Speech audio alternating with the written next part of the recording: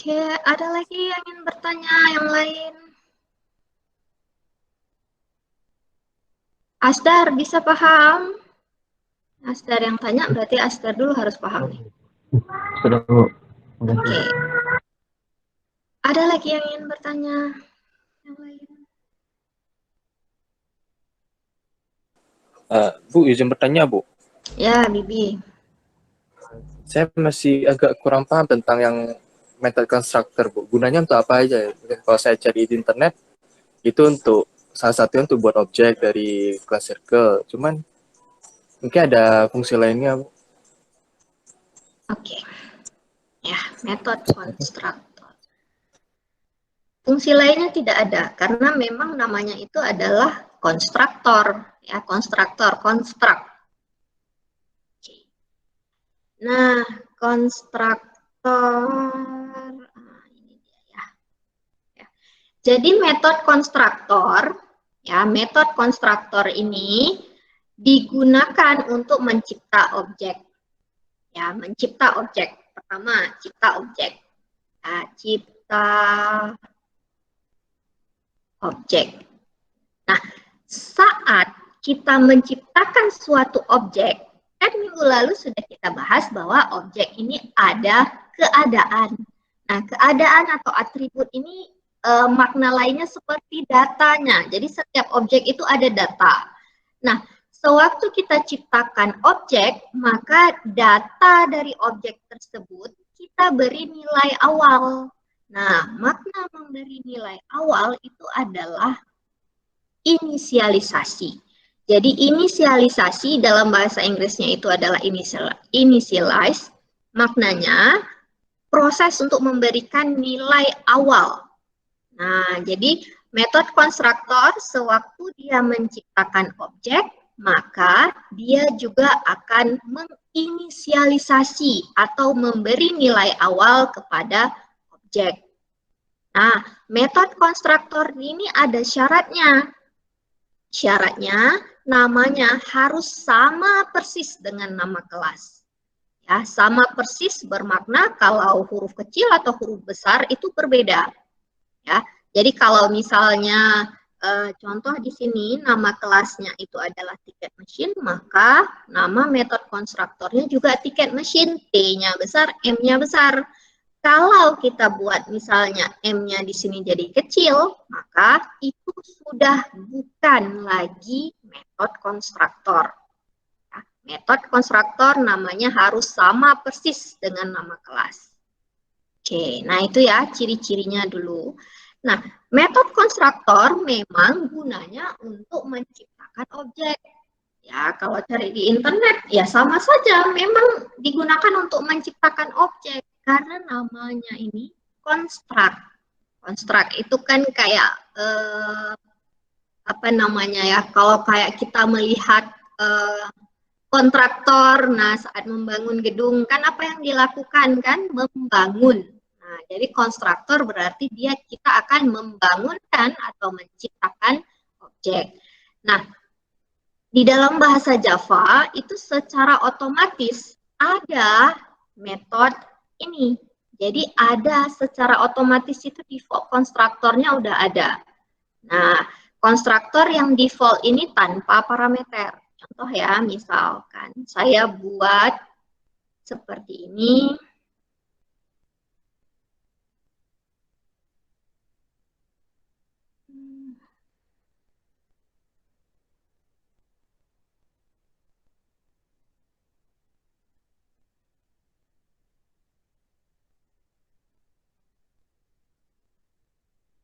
Tadi saya silap. Circle.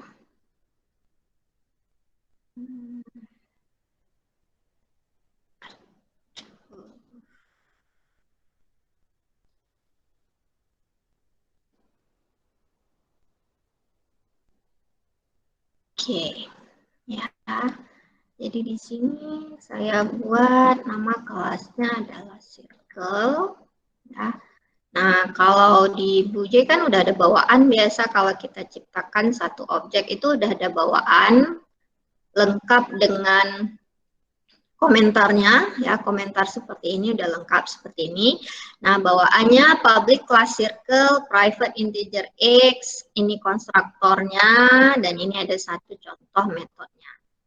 Nah, jadi ini saya ingin membandingkan bahwa di Java, ya, di bahasa Java saya kurang pasti juga dengan bahasa yang lain, tapi sepertinya juga ada, ya, default konstruktor ini juga ada. Nah, ini yang kita sebut dia sebagai metode konstruktor, yaitu metode yang nilainya sama persis dengan nama kelas dan digunakan untuk menciptakan objek daripada kelas tersebut. Kenapa objek yang diciptakan? Karena yang bekerja itu adalah objek nanti, tapi yang kita buat coding programnya itu adalah kelas. Di dalam memori yang disimpan, ya, yang disimpan, kelas ini hanya berupa nama filenya saja. Sedangkan nanti yang akan bekerja adalah objeknya. Nah, secara otomatis, nah default istilahnya, metode konstruktor ini sudah ada. Ini ya, tadi udah saya compile. Nah, kalau kita panggil dengan menggunakan Bruje, kita ciptakan objek, langsung saja klik kanan, kita pilih new circle. Nah, sekarang ini saya buat komen. Saya komen di sini kan maknanya dia sudah tidak wujud lagi, ya, di dalam kode programnya itu sudah dianggap tidak ada. Maknanya di sini, ya, metode konstruktornya itu sudah tidak ada yang kita tulis, ya. Jadi yang kita tulis metode konstruktornya sudah tidak ada. Tapi tetap saja kita bisa menciptakan objek, ya. Tetap saja kita bisa menciptakan objek.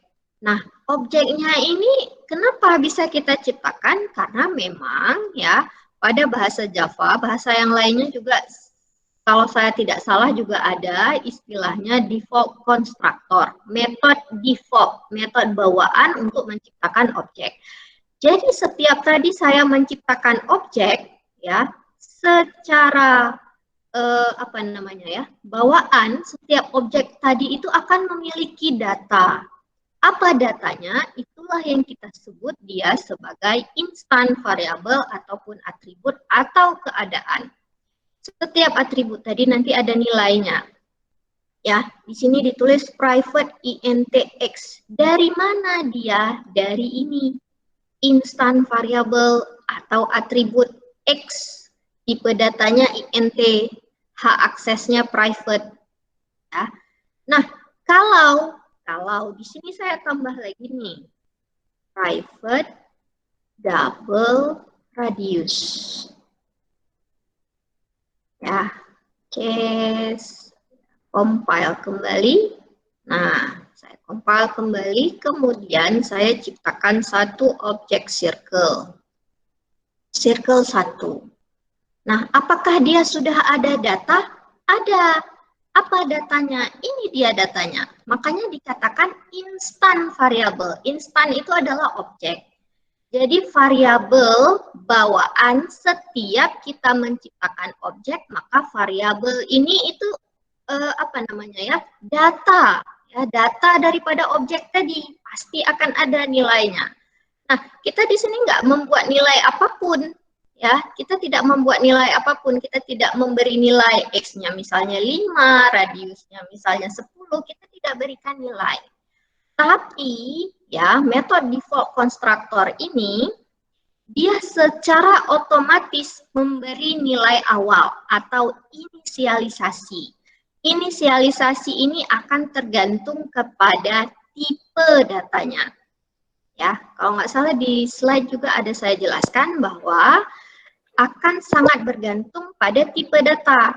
Jadi kalau di sini X ini tipe datanya int, nilai default yang diberikan itu adalah 0.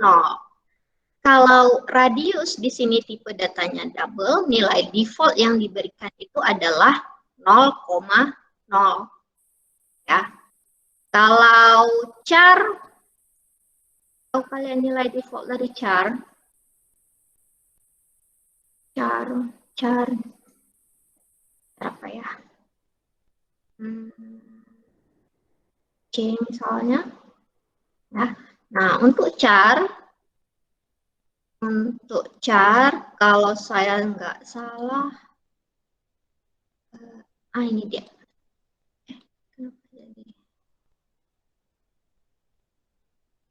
Ya, char C. Oke, nah INT double yang berbeda itu, ada satu lagi, string ya, misalnya string. String ini adalah kelas, jadi kalau dia berupa kelas itu agak sedikit unik. Ya, nilai default daripada suatu objek kelas tertentu, nilai defaultnya itu adalah 0. Nah, di sini bisa dilihat nih. Oke. 0. Kenapa jadi ini kayak gini bisa ya? Ya, 0. Oke. Nah, itu jadi metode konstruktor ya, ada yang bawaan tanpa kita buat pun itu ada, secara defaultnya udah ada. Nilai default yang diberikan untuk setiap instan variabel bergantung kepada tipe data. Kalau int berarti 0, kalau kalau double berarti 0,0, kalau char berarti tadi /0 ya, karakter /0. Kemudian kalau dia berupa objek, ya ini berupa objek, maka nilai defaultnya itu adalah 0. Ya, 0. Nah, sekarang kan, saya mau ubah, ini saya hapus semuanya. Sekarang saya mau buat metode konstruktor versi saya sendiri. Nah, kita buat versi kita sendiri, sesuai dengan yang tadi ya. Jadi, radius, kita beri nilai, misalnya, apa? 5,0. 5,0. Nah, jika seperti ini, maka yang default konstruktornya tadi itu sudah tidak ada lagi. Kalau kita sudah membuat metode konstruktor versi kita sendiri, maknanya yang default tadi itu udah nggak ada, sudah tidak wujud lagi. Tapi kalau tidak kita buat, maka barulah yang default tadi akan dipanggil. Kalau seperti ini udah kita buat public circle radiusnya adalah 5, maka sewaktu kita ciptakan objek circle ini, ya, kita lihat nilainya, maka nilainya di sini adalah 5, radiusnya 5. Kenapa bisa 5? Karena di sini kita berikan nilai 5 untuk radius.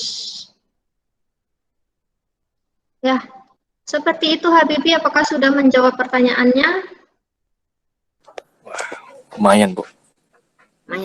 Lumayan berarti belum ini kali ya. Masih nyerap, Bu, masih nyerap. Masih, oke. Jadi konstruktor digunakan untuk menciptakan objek memang ya. Nah, dari yang tadi saya kerjakan ini ya, kita buat metode konstruktornya.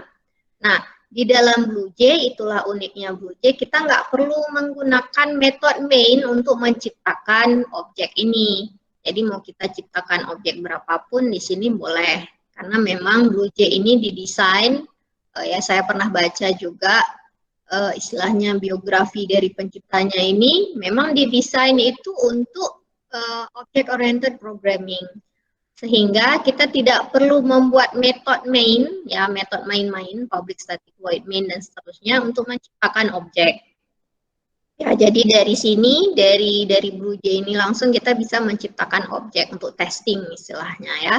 Nah, kenapa seperti itu? Karena yang namanya suatu kelas itu intinya bukan pada metode main-nya. Ya, suatu kelas intinya adalah pada atribut, perilakunya, yaitu dia setiap kemudian waktu objek kita ciptakan maka barulah dia ada identitasnya ya, jadi bukan pada metode main. Jadi apa sebetulnya kegunaan daripada metode main? Ada yang tahu? Ada yang mau menjawab? Pernah saya jelaskan belum ya?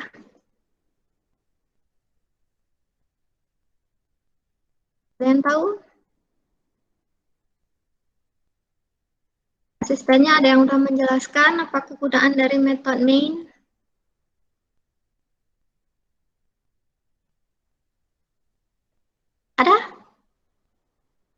Ada yang menjawab? Oke. Aku baca macet, Bu. Macet. Lagi mati lampu. Oke. Jadi metode main ini digunakan untuk menjalankan program. Hanya itu saja tujuannya. Nah, jadi kenapa coding kita utamanya banyak di main? Ya, kalau aplikasinya itu ingin kita jalankan, maknanya ya di dalam metode main inilah kita tuliskan dia. Sedangkan suatu kelas ya terpisah. Makanya kalau kalian membuat suatu object oriented programming, biasanya sebaiknya juga antara kelas dengan kelas yang mengandung metode main itu dipisah. Nah, ini saya gabung ya supaya mudah. Tapi sebaiknya ini saya hapus saja supaya nggak confuse kalian, nggak bingung. Bahwa antara kelas dengan kelas yang memiliki metode main itu sebaiknya kita pisah. Kenapa? Karena nanti bisa saja kelas circle ini dipakai oleh kelas yang lain. Kan nggak harus kelas test circle ini yang menggunakannya, bisa saja kelas yang lain. Ya, jadi memang dari sisi tips and triknya ya sebaiknya memang dipisah. Jadi di sini test circle, jadi kelas test circle ini saya desain dia memang untuk menjalankan program. Jadi di sini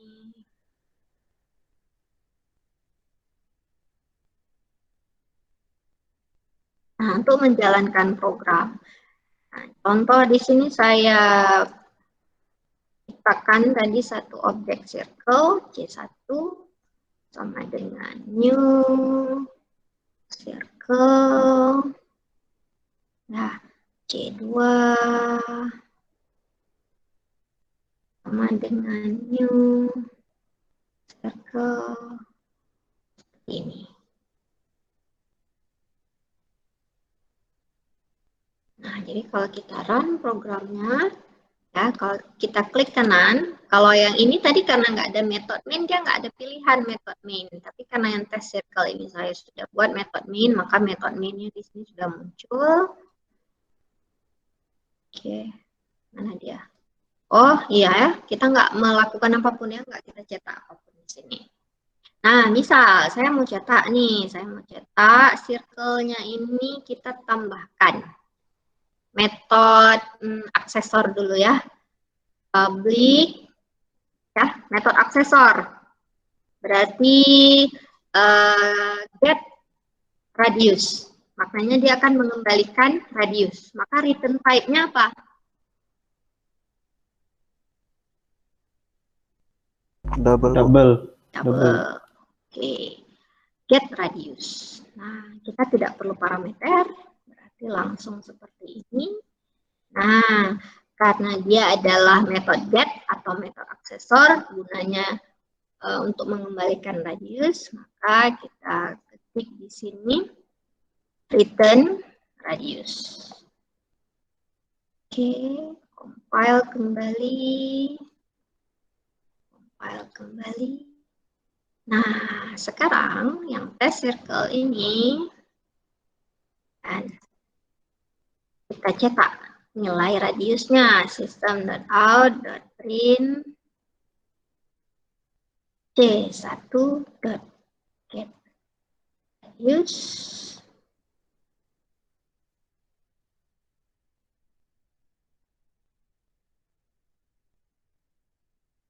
C2.get radius. Oke, seperti ini. Nah, sekarang saya run lagi programnya. Nah, sekarang sudah tercetak nilainya adalah 5.0, 5.0. Kenapa 5.0? Karena tadi sewaktu diciptakan objek new circle, ini yang dilakukan, ya, ini yang dipanggil metodenya, dia mengubah nilai radius 5, dan sewaktu di sini kita panggil metode get radius, maka dia akan mengembalikan nilai radius daripada objek. Nah, misalkan, nah ini terkait dengan this ya, supaya juga lebih jelas tadi. Ini kan hanya sekedar saya tulis saja, ini kita coding langsung. Kita pakai metode set atau metode mutator. Nah, metode mutator ini karena gunanya untuk mengubah, dia biasanya ada parameter. Parameternya saya kasih nilai sama persis. Supaya paham apa makna radius. Nah, radius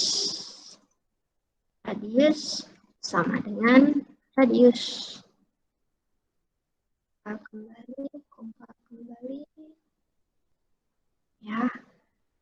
Kemudian di sini kita panggil dulu lah ya.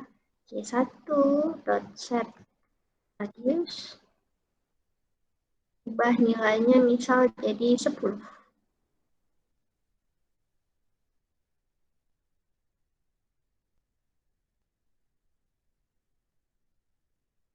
Oke. Nah, kenapa tadi saya katakan kalau pakai BlueJ itu mudah ya? Kita tinggal melakukan semuanya di dalam metode ini ya, metode kelas circle ini. Tapi karena ingin saya tunjukkan apa bedanya. Mana tadi metode set radius? C1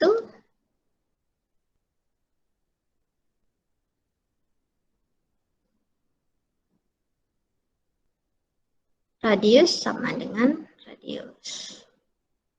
Betul tadi ya? Oke. Nah, test circle C1.set radius dicetak lagi. Oke.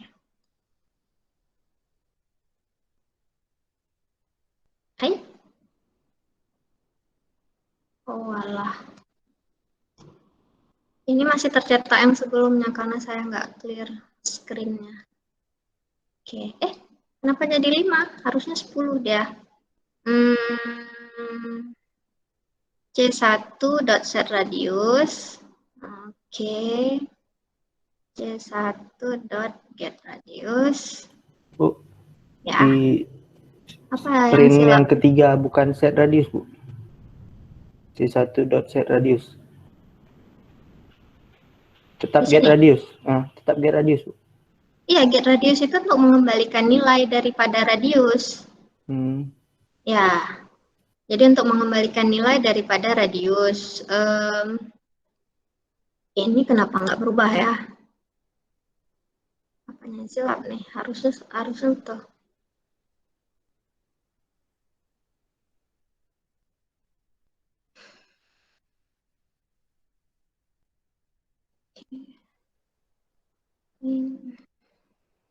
Oh iya, ternyata memang harus menggunakan this ya. Kalau belum menggunakan this, ternyata nilainya belum kebaca. Ya, jadi ini dia kegunaan daripada this supaya radius yang kita rujuk sekarang, nah, kenapa tadi nggak berubah ya? Nah, ini udah bisa kita buktikan tadi karena saya tersilap, saya nggak menuliskan radius di sini. Kenapa tadi nilainya yang tercetak pertama kali adalah 555? Ya, karena radius yang pertama di sini, kalau this ini tidak ada, kalau radius this ini tidak ada, maknanya radius yang pertama ini oleh objek circle ya, itu masih apa istilahnya ya, bingung dia radius yang mana kan. Nah, kenapa kita bisa radius dari objek yang mana yang akan diubah, sehingga walaupun kita tulis radius sama dengan radius di sini ya, jadi objek circle-nya itu istilahnya bingung, ambigu, yang mana satu radius yang akan diubah. Nah, sehingga sewaktu tadi kita tuliskan this di sini ya, this maknanya radius kepunyaan objek yang aktif sekarang ya, sehingga Nah, C1.setRadius maknanya objek yang aktif sekarang yang memanggil itu adalah C1. Nah, jadi C1 yang aktif. Jadi, waktu C1 ini memanggil metode setRadius, ya, kan pertama dia panggil nih, ini kan ini cetak yang pertama nih, 5. Kemudian C1.setRadius diubah nilai radius dari C1. Kemudian dicetak lagi C1.getRadius, maka di sini yang tercetak adalah 10. Kemudian yang berikutnya C2.getRadius, yang tercetak adalah 5, karena C2 belum kita ubah nilai radiusnya. Oke, sampai situ bisa dipahami? Siapa tadi yang nanya? Siapa tadi nanya ya? Wah. Jaringannya lagi kurang bagus. Oh, nggak apa-apa. Nanti saya rekam, saya upload lagi ke YouTube.